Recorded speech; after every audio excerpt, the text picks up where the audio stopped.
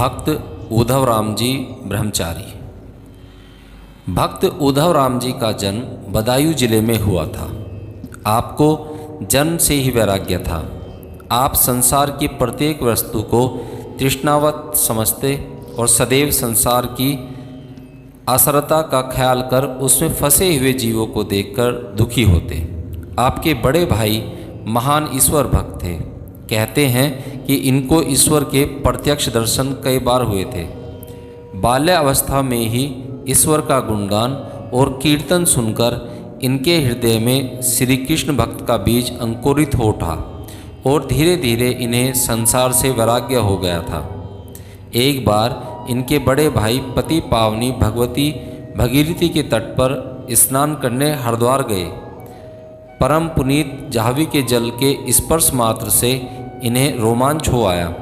उसी समय उनके हृदय में दैवी प्रकाश हुआ और भक्त वत्सल आनंद कंद भगवान श्री कृष्ण ने उनके सम्मुख प्रकट होकर उनको एक शालिग्राम की मूर्ति प्रसाद रूप में प्रदान की।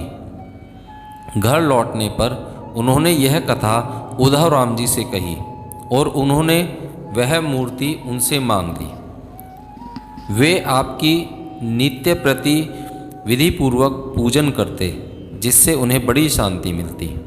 एक बार उनके हृदय में ज्ञान का प्रकाश हुआ और इनकी इच्छा भगवान के लीला स्थलों का दर्शन करने की हुई।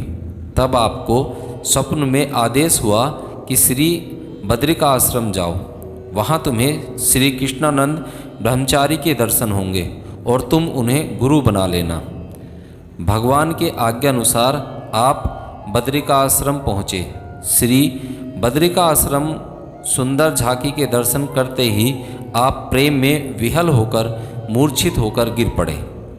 उसी समय भाग्य से श्री कृष्णानंद जी वहाँ पर हरि दर्शन की लालसा से आए। प्रेम में सरोबोर हुए उद्धव राम जी को देखकर उनका मन स्वभावतः ही उनकी ओर आकृष्ट हो गया और उन्होंने उन्हें उठाकर अपने हृदय से लगा लिया, जिससे उन्हें चेतना का लाभ हुआ। उन महात्मा की वेशभूषा और रूप देखकर उन्हें अपने स्वप्न का स्मरण हो आया और ये उन महात्मा के चरणों पर गिर पड़े और उन्हें अपना गुरु बना लिया। स्वामी जी ने इन्हें मंत्र की दीक्षा दी, जिसे सुनते ही ये आनंद वेश में मूर्छित हो गिर पड़े। कुछ समय बाद आप अपने घर बदायूं श्री गुरु जी के साथ आए। वहाँ कुछ दिन अपने गुरु के साथ रहे। फिर उनके आदेश अनुसार सीरपुर बम्बई प्रांत में एक स्थान वहाँ चले गए।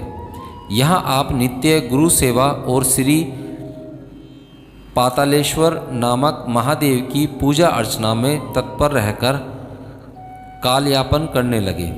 कुछ समय बाद इनके गुरु नर्मदाती पर स्थित एक स्थान में जो विमलेश्वर के नाम से प्रसिद्ध है वहाँ चले गए, जिससे आपको बहुत दुख हुआ, परंतु आपने इसे ईश्वर आज्ञा समझकर शिरोधार्य किया और अपना सब कुछ समय ईश्वर भजन तथा श्री पातालेश्वर की सेवा में व्यतीत करने लगे।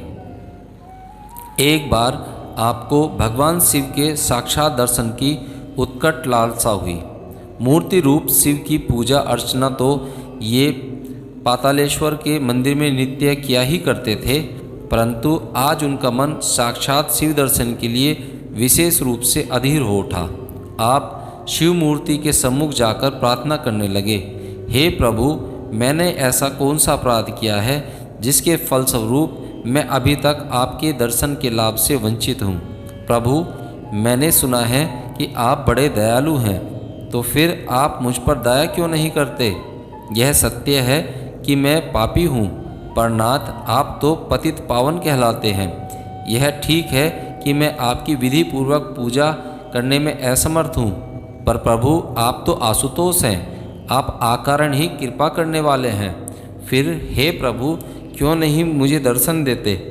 प्रभु दया करो नाथ, इस दास को क्यों अभी तक अपने दर्शन के लाभ से वंचित कर रखा है?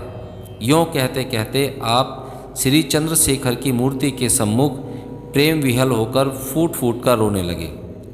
भक्त की पुकार सुनते ही भक्त वत्सल ने साक्षात प्रकट होकर भक्त को हृदय से लगा लिया। भगवान को अपने सम्मुख उपस्थित देखकर उनके नेत्रों में प्रेमांसु भर आए और कंठ रुध गया। आपने प्रभु की स्तुति करनी चाहिए, पर अधिक प्रेमावेश होने के कारण न कर सके। तब भगवान चंद्रमौली ने अपना वरहस्त उनके मस्तक पर रखा और तब उन्होंने प्रभु की बहुत प्रकार से स्तुति की। इससे भगवान बड़े प्रसन्न हुए और उन्हें वरदान मांगने को कहा। परंतु जो संसार की असारता को समझ चुका हो, उसे उसके सुख की परवाह क्यों होने लगी। जिसके सामने त्रिलोकी के नाथ खड़े हों, उसे और किस धन की चाह रह सकती है। अंत में भगवान के अनुरोध करने पर आपने कहा, हे दीनवत्सल, केवल आपकी कृपा से ही सब क्लेश दूर हो जाते हैं। मुझे तो आपने अनुग्रह करके दर्शन दिए हैं। अब मुझे किसी भी वस्तु की चाह नहीं है, परंतु यदि आपकी यही इच्छा है और आप मुझ पर प्रसन्न हैं, तो कृपा करके मुझे यही वरदान दीजिए कि आपके चरण कमलों में मेरा विशेष अनुराग हो और मेरे प्राण पखेरु आप में विलीन हो जाएं। भगवान शंकर ने भक्त की प्रार्थना स्वीकार करके तथास्तु कह दिया। श्री उद्धव राम जी के प्राण भगवान के सामने ही छूटे और वे परम ब्रह्म में जा मिले। बोलो भक्त और उसके भगवान की जय।